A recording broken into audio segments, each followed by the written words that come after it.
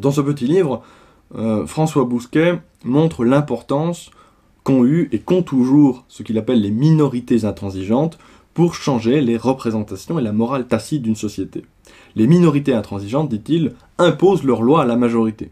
Et comme exemple de ces minorités intransigeantes, on peut évidemment en trouver chez les végans ou chez les LGBT par exemple. Or, nous sommes, nous aussi, devenus une minorité, et c'est pourquoi il faut maintenant se constituer nous-mêmes comme des minorités intransigeantes. Pour cela, il faut au moins deux choses. D'une part, avoir le courage de nos convictions, ne pas taire ce que l'on pense et ne pas s'écraser devant le politiquement correct, et d'autre part, être capable de rendre compte rationnellement de nos convictions.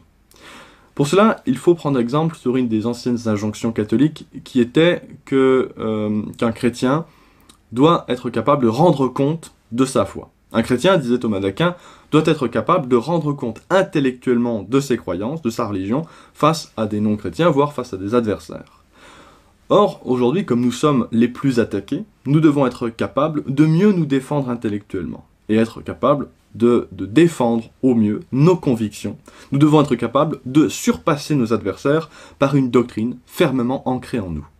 Et ensuite, une fois ce travail de formation accompli, il faudra que certains d'entre nous aient le courage d'initier un véritable mouvement politique. Mais chaque chose en son temps, il faut d'abord avoir des bases solides pour ensuite construire le sommet.